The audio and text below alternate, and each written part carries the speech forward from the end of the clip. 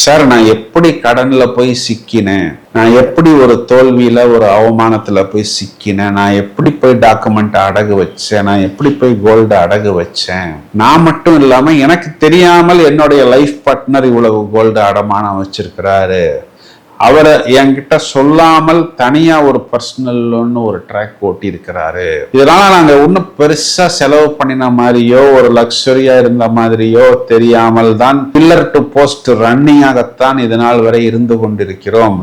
எப்படி லாக் ஆனோம் என்பது எங்களுக்கே தெரியவில்லைன்னு யாரெல்லாம் சொல்கிறார்களோ, எதிர்பாராத திருப்பம், அன்எக்ஸ்பெக்டட் டர்ன் அரவுண்ட். இது ஒரு பக்கம். ராசியாதிபதி 5ஆம் வீட்டில் உச்சம், நமக்குத்தான் உச்சபலம். இந்த 5ஆம் வீடே 6க்கு 12, நோய்க்கு 12, நோய்க்கு எக்ஸ்பைரி, வம்பு வழக்குக்கு எக்ஸ்பைரி, கடனுக்கு எக்ஸ்பைரி. 6க்குரியவனே 6க்கு 12. அது சிவராஜ யோகம், குரு சூரியன் சேர்க்கை. எல்லா ஆங்கிள்லையுமே முதல் தரமான ராஜ யோகத்தை பெறக்கூடிய கிரகங்கள் அப்படின்னு பார்த்தா மீனம். ஒரு புத்திசாலித்தனமும் மேதாவித்தனமும் ஒரு இன்டலெக்சுவலும் ஒரு திங்க் டேங்க் ப்ராசஸும் ஏற்படும். கவனம் சிதறாது. ஆனால் ராகுவை சுக்கிரன் தூண்டி விடுவார். எதுக்கு தூண்டி விடுவார்னா, அவரவர் சார்ந்த தொழில் துறைகளில் எதையெல்லாம் அவர்கள் உல்லாசம், லக்ஷரி என்று நினைக்கிறார்களோ அதற்கு செலவை சுக்கிரன் தூண்டி விடுவார்.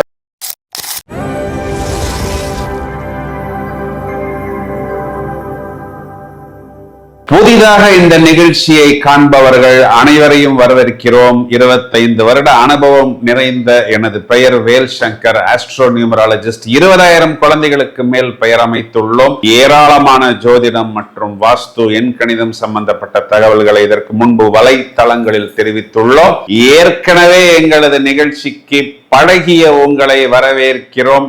ஹலோ நண்பர்களே, நன்றாக இருப்பீர்கள். எல்லோரும் நன்றாக இருக்க வேண்டும். நாம் அனைவரும் ஆர்வத்துடன் எதிர்பார்த்து காத்திருக்கக்கூடிய அந்த ஜூலை மாதத்துக்கு உண்டான ஜோதிட பலன்களை ஜாலியாக பார்ப்போம். சுவாரஸ்யமாக நிகழ்ச்சிகளை தொகுத்து வழங்குவதற்கு தயாராக இருக்கிறேன். வழக்கம் போல் முதலில் மீனராசிக்கு பலன் சொல்றதுக்கு தான் காத்துக்கிட்டு இருக்கிறேன். ஏன் அப்படின்னா, பொதுவாகவே எல்லா விஷயங்களிலுமே மீனராசிக்காரர்கள் ரொம்பவும் உஷாராக இருப்பார்கள். எப்படி இவர்கள் கோட்டை விட்டார்கள், எப்படி இவர்களுக்கு நிறைய பிரச்சனைகள் தொடங்கியது, இவர்களுடைய கதை எப்படி முடிந்ததுங்கிறதே இன்னும் கேள்விக்குறிதான். சார், நான் எப்படி கடன்ல போய் சிக்கினேன், நான் எப்படி ஒரு தோல்வியில ஒரு அவமானத்துல போய் சிக்கினேன், நான் எப்படி போய் டாக்குமெண்ட் அடகு வச்சேன், நான் எப்படி போய் கோல்டு அடகு வச்சேன், நான் மட்டும் இல்லாம எனக்கு தெரியாமல் என்னுடைய லைஃப் பார்ட்னர் இவ்வளவு கோல்டு அடமானம் வச்சிருக்கிறாரு, அவரை என்கிட்ட சொல்லாமல் தனியா ஒரு பர்சனல் லோன் ஒரு ட்ராக் ஓட்டி இருக்கிறாரு. இதனால நாங்க ஒன்னும் பெருசா செலவு பண்ணின மாதிரியோ ஒரு லக்ஸரியா இருந்த மாதிரியோ தெரியாமல் தான் பில்லர் டு போஸ்ட் ரன்னிங்காகத்தான் இதனால் வரை இருந்து கொண்டிருக்கிறோம். எப்படி லாக் ஆனோம் என்பது எங்களுக்கே தெரியவில்லைன்னு யாரெல்லாம் சொல்கிறார்களோ, இவர்களுக்கெல்லாம் வரிசையா அந்த லாக் உடைய ஒவ்வொரு பிரச்சனையாக முடியும். எப்படி உங்களது பிரச்சனைகள் இப்பொழுது முடிய போகிறதுங்கிறது நான் உங்களுக்கு சொல்றேன். அதனை பட்டியல் போட்டு வைத்துக் கொள்ளுங்க. மெயினா 9ஆம் இடம், 10ஆம் இடம், 11ஆம் இடம். 9 பாக்கியம், 10 தொழில், 11 லாபம். இது மூன்றும் உங்களுக்கு அனுகூலமாக இருந்தால் பிரச்சனைகள் வரிசையா முடியும். ஃபர்ஸ்ட் உங்களுடைய பெரிய வில்லன் யாரு? ராசியில் இருக்கக்கூடிய சாட்டர்ன். இந்த சாட்டர்ன் உங்களை சுருட்டினார். இப்போ சாட்டர்ன் சுருண்டு போய்விட்டார். அதுக்கு காரணம் அந்த சாட்டர்னுக்கு குருவின் பார்வை. இப்போ சாட்டர்ன் நீர்த்து போய் விட்டாருங்கிறது நமக்கு ஒரு பெரிய பிளஸ்.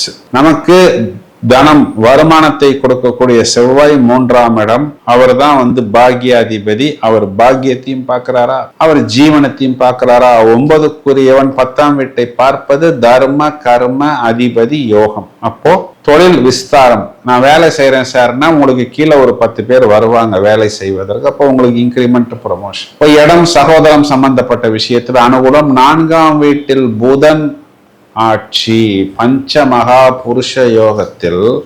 இதற்கு பத்தர யோகம்னு பெயர். இந்த பத்தர யோகம் என்ன பண்ணும் அப்படின்னா, இடம் பூமி சம்பந்தப்பட்ட விஷயத்துல ஐஸ்வர்யம், அபிவிருத்தி, எதிர்பாராத ஜாக்பாட், வருமானம் வரும், அதனை வைத்து கடனை அடைப்பது, ஒரு இடத்தை விற்பது, கடனை அடைப்பது, டாக்குமெண்ட்டை எடுப்பது, வேறு ஒரு இடம் நம்ம வசதி கேட்டார் போல் வாங்கிக்கொள்ளும். 5ஆம் இடத்தில் சுக்கிரன், லக்கு.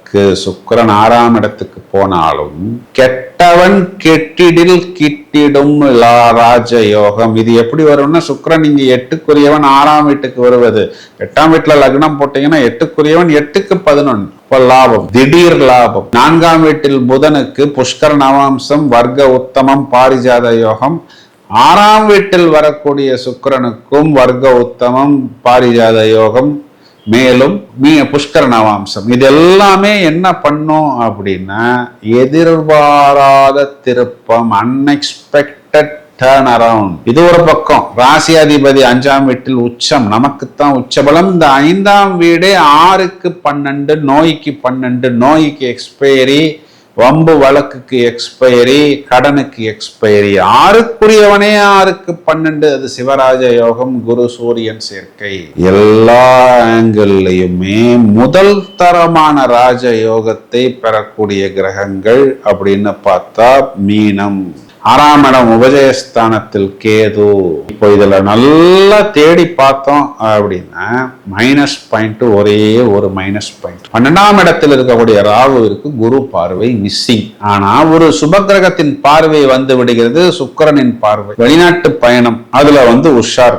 அதுல போய் முதலீடு செய்யும் போது, அது வேலை வாய்ப்பாக இருந்தாலும், வருமானமாக இருந்தாலும், இல்ல ஊர் சுற்றி பார்ப்பதாக இருந்தாலும், ஃபேமிலி டூராக இருந்தாலும், இன்வெஸ்ட்மெண்ட்டாக இருந்தாலும், அங்கீகரிக்கப்படாத விஷயங்களுக்குள் நாம் மூக்கை நுழைக்காமல் இருப்பது. இந்த ராகுவுக்கு திரிகோணத்தில் புதன் இருப்பதனால் ஒரு புத்திசாலித்தனமும், மேதாவித்தனமும், ஒரு இன்டலெக்சுவலும், ஒரு திங்க் டேங்க் ப்ராசஸும் ஏற்படும். கவனம் சிதறாது. ஆனால் ராகுவை சுக்கிரன் தூண்டி விடுவார். எதுக்கு தூண்டி விடுவார்னா, அவரவர் சார்ந்த தொழில் துறைகளில் எதையெல்லாம் அவர்கள் உல்லாசம், லக்ஷரி என்று நினைக்கிறார்களோ அதற்கு செலவை சுக்கிரன் தூண்டி விடுவார். இந்த பக்கம் வருமானம்ங்கிறது 3 விதங்களில் வருகிறது. லாபத்துக்கு குரு பார்வை, லாபத்துக்கு சூரியனின் பார்வை, லாபத்துக்கு சுக்கிரனின் பார்வை, லாபத்துக்கு தொழிலுக்கு புதனின் பார்வை, தொழிலுக்கு செவ்வாயின் பார்வை. பிறகு சுக்கிரன் விரயத்தை பார்க்கும்போது ராகுவை தூண்டி விடுவார்.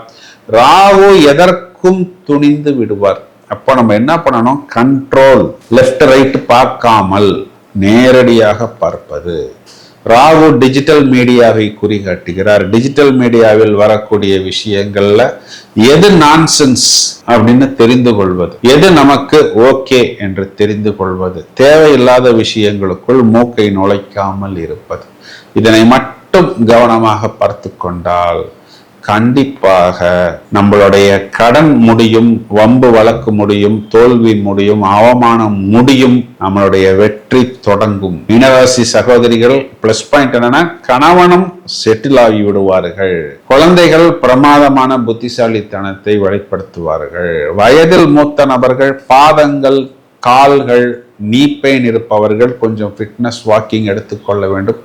டயாபெட்டிக் நோய் இருப்பவர்கள், டிசார்டர் இருப்பவர்கள் கொஞ்சம் உணவு கட்டுப்பாடு, ஃபிட்னஸ் வாக்கிங், இதனை மட்டும் எடுத்துக்கொண்டால் போறோம். உங்களுடைய குழந்தைகள் சம்பந்தப்பட்ட, அரசாங்கம் சம்பந்தப்பட்ட, வீடு, வாகனம், இன்வெஸ்ட்மெண்ட், செட்டில்மெண்ட் போன்ற விஷயங்கள் எல்லாம் உங்களுக்கு சுபம் ஏற்படும் அப்படின்னு சொல்வதுதான் நிதர்சனமான உண்மை. இந்த வாய்ப்பை பிரமாதமாக உபயோகித்துக் கொள்ளுங்கள். இப்பொழுது நாம் இதுவரை பார்த்த இந்த பலன்களுக்கு உண்டான கிரக நிலைகளை எடுத்துக்கொண்டால், ஜூலை மாதம் 5ஆம் தேதி சுக்கிரன் என்ற கிரகம் சிம்ம ராசி மண்டலத்துக்குள் சஞ்சாரம் செய்ய இருக்கிறார்.